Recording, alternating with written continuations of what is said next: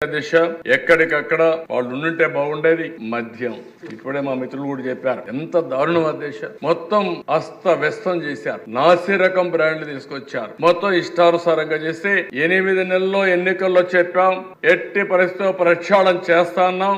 ఈ రోజు మీరు చూస్తే దేశంలో అన్ని రాష్ట్రాల కంటే మెరుగైన మద్యం పాలసీ తీసుకొచ్చిన ప్రభుత్వం ఇక్కడ ఎన్డీఏ ప్రభుత్వం అని చెప్పి కూడా నేను మీకు తెలియజేస్తున్నా. దీన్ని మనం శ్రీకారం చుట్టాం. ఎప్పటికప్పుడు దానికి ఒక కమిటీ కూడా వేస్తాం. వేరే రాష్ట్రాల్లో ఎంత రేటు ఉందో దానికంటే తక్కువ రేట్ ఇవ్వడానికి 99 రూపాయలకి లోయెస్ట్ ఏదైతుందో కామన్ మ్యాన్ కి అందుబాటులో పెట్టేదని కూడా తీసుకొచ్చాం. అర్చకుల జీతాల దిశ 10,000 నుంచి 15,000 పెంచాం. ధూప దీప నైవేద్యం కింద ఆలయాలకు 5,000 నుంచి 10,000 రూపాయలు పెంచాం. వేద విద్యార్థులకి నిరుద్యోగ భృతి కింద 3,000 రూపాయలు ఇస్తున్నాం. దేవాలయాల పవిత్రత కాపాడతాం. మొన్న జరిగిన సంఘటన కూడా మీరు చూశారా దిశ, తిరుపతిలో ప్రసాదంలో నాసి రకం నెయ్యి ఉంటే దాన్ని కూడా సమర్థించుకునే పరిస్థితి వస్తే ఈ రోజు సిబిఐ ఎంక్వైరీ జరుగుతా ఉంది. వాళ్ళందరి పైన చర్యలు తీసుకున్నారు. ఏ దేవాలయంలో గాని ఎక్కడ గాని అపవిత్రకు చోటు ఇవ్వం, ఎట్టి పరిస్థితుల్లో దీన్ని కంట్రోల్ చేస్తామని చెప్పి కూడా ఈ సభ ద్వారా తెలియజేస్తున్నాం. పోయిన గవర్నమెంట్ లో మీరు చూస్తే అధ్యక్ష, రాముడు తల తీసేస్తే అడిగితే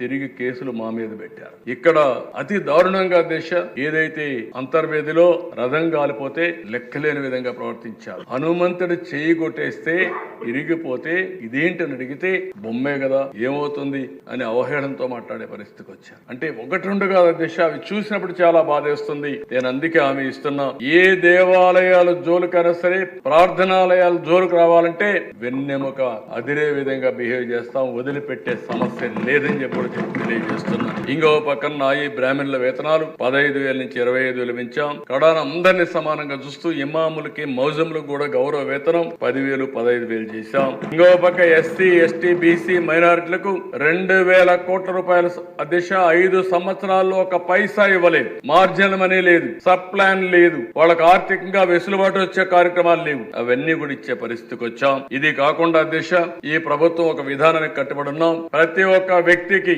గ్రామీణ ప్రాంతాల్లో 3 సెంట్లు భూమి ఇంటి జాగా, పట్టణ ప్రాంతాల్లో 2 సెంట్లు ఇంటి జాగా ఇవ్వడానికి కట్టుబడి ఉన్నాం.